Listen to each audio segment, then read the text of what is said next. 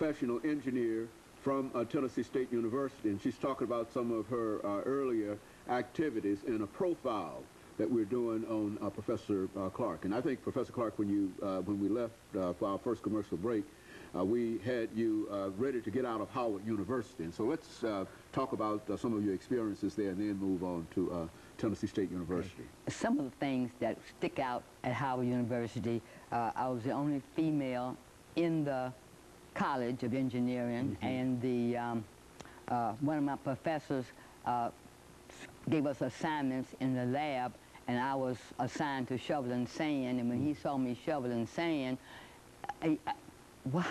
he changed me to the mold, but believe me, I took 6 shovels to make one man shovel. I didn't hurt myself. And then little things like that. So we got up to graduation, and I went to my interviews like everybody does when you're graduating.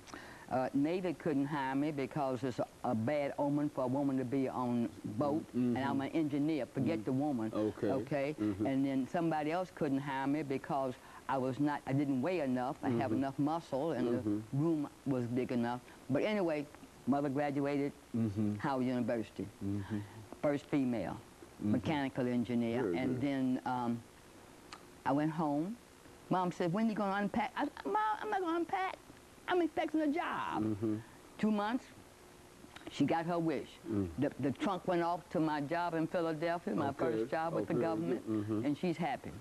I'm happy.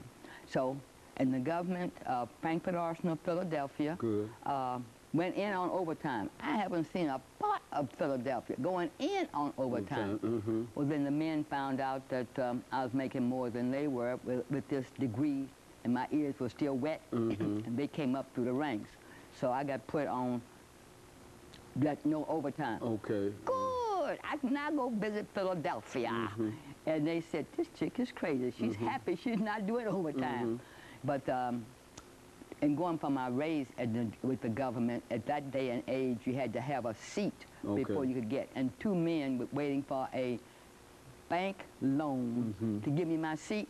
I ain't depend on anybody all this time. Why should I start now? So I went looking, now that I wasn't on overtime, and found RCA was hiring. I go in with the bunch, and Mom asked me, what are some of the questions that they asked you? And I said, who would I choose, Eisenhower or Truman? I said, I'd choose Truman. Mom said, you just lost that job. I said, why, Mom? Don't you know industry's Republican? The man asked me, Mom, who would I choose, and I told him who I chose. I got me a telegram, can you report in 2 weeks? Very good. That would give me enough time to tell the government, I'm gone. You got to give them 2 weeks notice. And so now I'm at RCA, and the man, I think I might have been one of 2 mechanical engineers with all these EEs. So the guy in charge of us said, don't y'all look down your nose just because you got 2 MEs in this bunch. If they don't put your lines in some kind of form where we can make a profit, you don't have a job. That broke that ice. So I ended up being a design engineer with RCA, checked out a whole lot of different things, and I was sometimes a go or no go even on projects. My education did that. You fall in love, and I knew what I could do, but I wasn't sure what you can do. So I left industry, and the next month I was working at TSU. But in the meantime, I had tried to get on with another company here in Nashville. And then, but they have no use for you. Not only was I black, I was a female engineer. That was something that was really difficult for them to deal with. That was to deal even now sometimes, as you could probably attest to, but that was really difficult at that time. That was difficult because I had just left industry. I knew they needed me, and but you know, you do what you have to do. I'm a positive person. I went down the street, and Prof. Howard said, we need an engineer. We just, one of ours just left. He left in December. I came on in January. The students didn't lose any information. And then he taught me how to form up my classes and everything, because engineers don't take education. That's good. Okay. We don't, so he had to teach me what to do. And Prof. Howard had been a teacher as well as an engineer in industry. That's all really TSU had at that time. Guys wanted to continue to work, so they came into education. That's where I was. I'm now at Howard, and ironically, with a married name, the president didn't recognize me by name.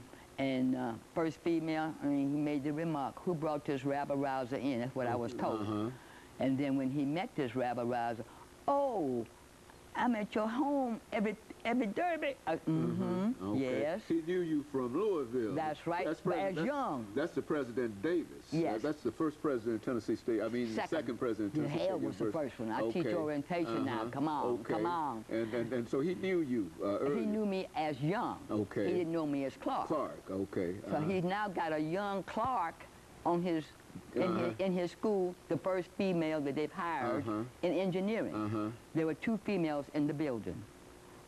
Miss Patton, the secretary for the dean, and Clark, a faculty member. So, you know, You're the only faculty member, female faculty member in the engineering building at Tennessee State University. In mechanical engineering. Now, how was that? What kind of reception did you have among all those men?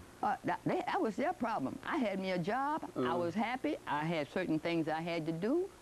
I didn't have no problem. So you moved on forward. Ooh, honey hush. Yeah. And it was a group. Engineers, we are team people. Very good. And team people, and they have all kind of idiosyncrasies back there, and you just live with them. Mr. Bright was a beautiful engineer, electrical. We had Dr. Parsons, who had many patents in metallurgy. That was a cohesive group, and Benton Dutton was my dean. Benton Dutton called before I got it there, and in those days, if January 1 fell on a working day, Monday through Friday, we went to work back in those days. So Dean Dutton said, "Mrs. Clark, are you coming to work today?" "This is the first, sir." "Yes, we are working." I said, "I got my football, sir. I'm too close to industry, sir. Can I come tomorrow morning at 8:30, sir?" He said, "Yes." I said, "Thank you," and hung up right quick before he changed his mind. But that was my first encounter. But we were working in on, if New Year's fell on that day, we had a job.